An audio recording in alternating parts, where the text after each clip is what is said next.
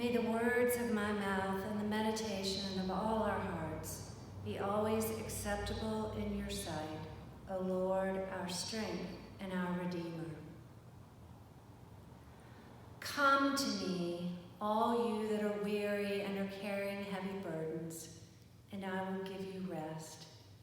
Take my yoke upon you and learn from me, for I am gentle and humble in heart, and you will find rest for your souls. For my yoke is easy and my burden is light. Never have I understood those words as poignantly as I have in the past weeks. On some level, everyone I know, including myself, is walking around wondering what in the world has happened and what in the world will happen next. A virus that we still don't understand swirls around us. Our society is confronting issues of race in a way that has both united people and exposed some of our deepest divisions. Our economy feels maniacal. Even on days that bring good news, few people trust it. Some people literally risk their lives to go to work, while others become increasingly nervous about whether their jobs will last or whether they can work and care for their children at the same time. Who could imagine that whether children would be able to go to school would be an open question? Our ability to worship together, to watch sports, or even to gather for a backyard picnic is severely curtailed. And oh, how our tempers have flared. Finger-pointing and name-calling have become easy refuges from sitting down together, listening to one another, and figuring out how to solve hard problems. Jesus would not be surprised today any more than he was 2,000 years ago.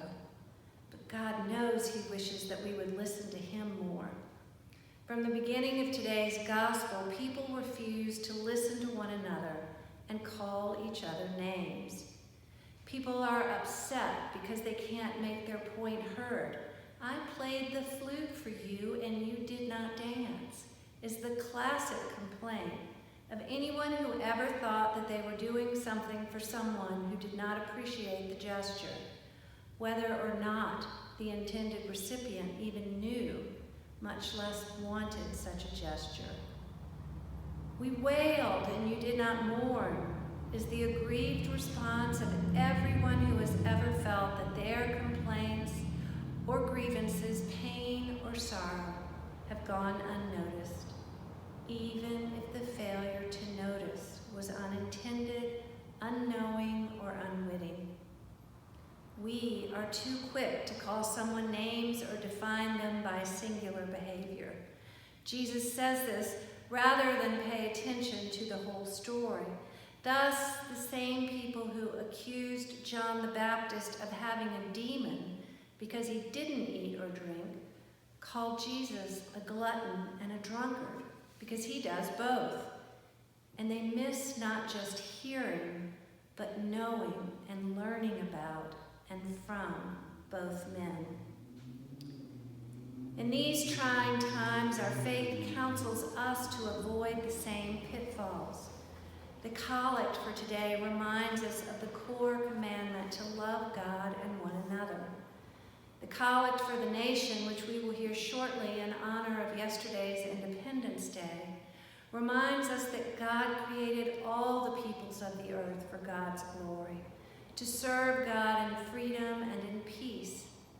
And it echoes the insistence in the Declaration of Independence that all men are created equal and endowed by their Creator with certain inalienable rights. We do not have to succumb to division and power politics, Jesus says. Following him is different, and his invitation is to join him, to participate in a gentler and more humble way of being in the world, to pray and to listen, to walk with him. Look for the God for whom nothing is impossible, whose answers include new life in the wake of disobedience and catastrophe and the bodies of old women and young virgins. The God who delivers his people from slavery and occupation and exile, who raises up leaders from inexperienced younger brothers like Joseph and David, to lowly fishermen like Peter and Andrew and James and John, to powerless women like Mary and Mary Magdalene, despised people like tax collectors and murderers like Paul, and most amazingly, living among us in the person of Jesus, who conquers not by might and fighting back, but by living with unwavering compassion and love unto death, and whose resurrection proclaims the vindication of his deeds. As always, Jesus offers us a choice. That does not mean that we do nothing. The choice that Jesus offers us is to put on his yoke, which is easy. The Greek word for easy connotes kindness and goodness. The promise is that Jesus is walking with us, guiding us and lightening our burdens, and reminding us that nothing is impossible with God. Amen.